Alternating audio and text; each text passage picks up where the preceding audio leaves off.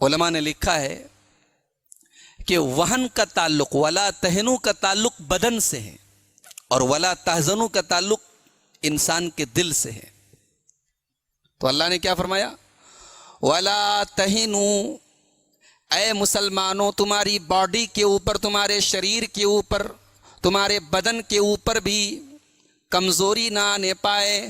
ولا تحزنوا، اور تمہارے دل کے اندر بھی کمزوری نہ آنے پائے. تمہارا بدن بھی مضبوط ہونا چاہیے، تمہارا دل بھی مضبوط ہونا چاہیے.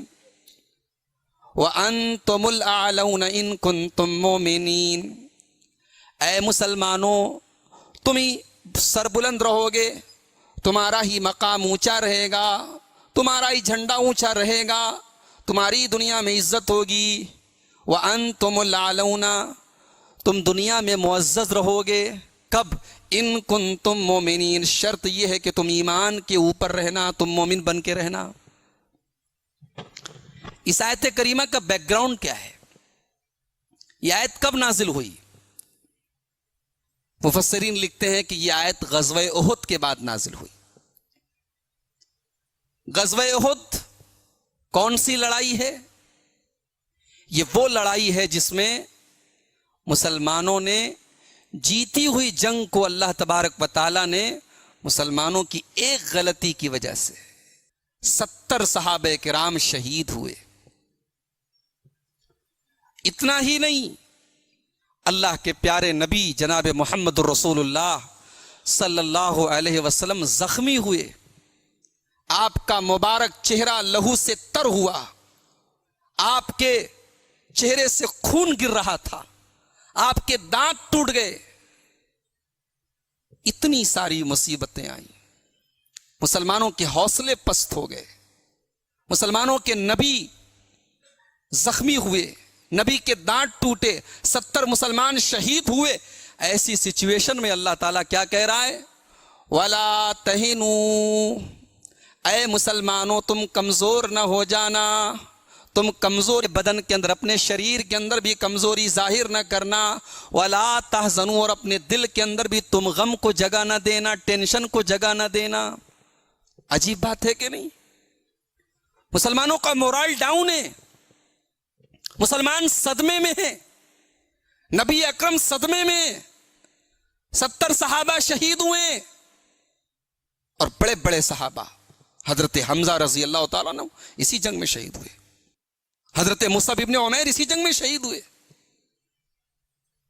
اتنی کرٹیکل سچویشن کے باوجود، اتنی پریشانی کے باوجود اللہ تعالیٰ نے پہلا سبق اپنے بندوں کو کیا دیا کہ تمہاری باڈی لینگویج، تمہارا شریر، اس سے بھی کمزوری ظاہر نہیں ہونی چاہیے، اور تمہارے دل کے اندر بھی کمزوری نہیں آنی چاہیے، تمہیں غم نہیں کرنا ہے.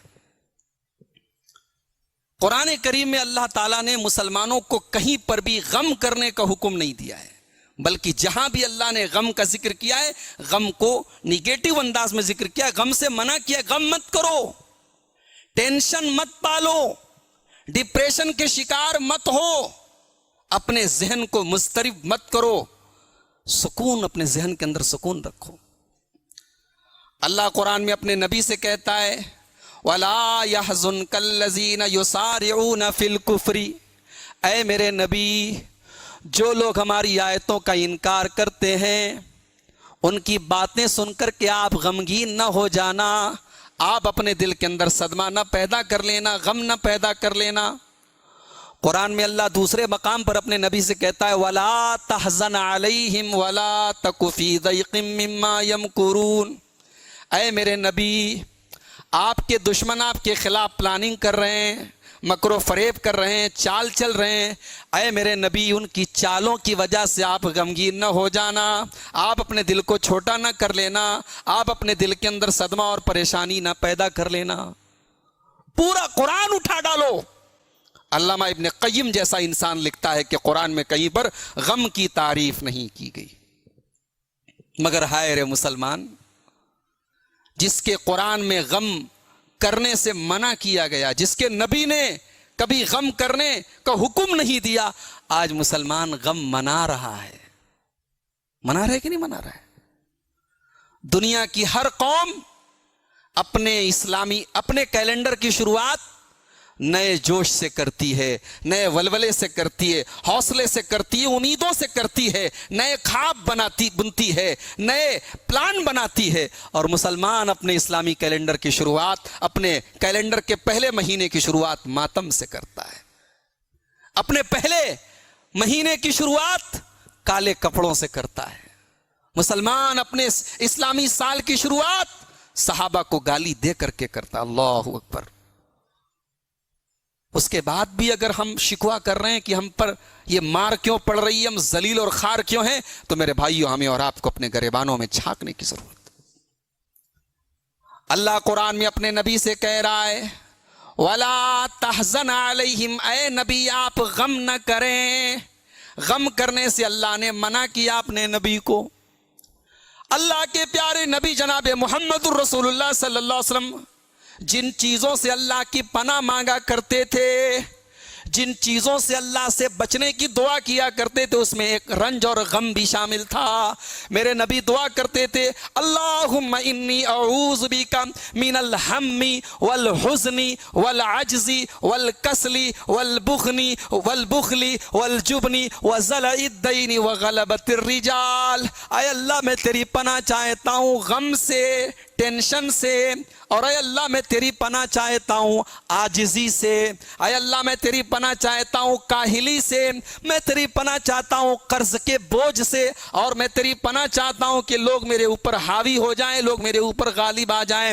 یہ بہترین دعا کرتے تھے جناب محمد رسول اللہ صلی اللہ علیہ وسلم. میرے نبی تو غم سے پناہ مانگے اللہ کی، اور مسلمان آج کہہ رہا ہے کہ غم مناؤ. کیوں غم مناؤ؟ کہتا ہے معلوم نہیں، کربلا میں نبی کے نواسے شہید ہو گئے. سیدنا حسین ابن علی رضی اللہ تعالیٰ عنہ نبی کے نواسے، نبی کے گلشن کے پھول، جنہیں نبی نے گود میں لے کے نماز پڑھی ہے، جنہیں نبی نے اپنا پھول کہا ہے، جن کو نبی نے لاڈ اور پیار سے پالا ہے. حسین ابن علی کے بیٹے ہیں، فاطمۃ الزہرا کے کلیجے کے ٹکڑے ہیں، میرے نبی کے نواسے ہیں. ان کی بڑی دردناک شہادت ہوئی تھی کربلا میں. اچھا، تو اس لیے ہم غم منا رہے ہیں. اگر ہم محرم کی 10 تاریخ کو اس لیے غم منا رہے ہیں، اور محرم میں ہم شادی بیاہ اس لیے نہیں کر رہے ہیں کیونکہ حضرت حسین شہید ہوئے، تو اسی محرم کی 1 تاریخ کو دوسرے خلیفہ عمر فاروق رضی اللہ تعالیٰ عنہ کی شہادت ہوتی ہے. اور دنیا جانتی ہے عمر کی شہادت سے اسلام کو جو چوٹ پہنچی ہے، مسلمانوں کو جو نقصان پہنچا ہے.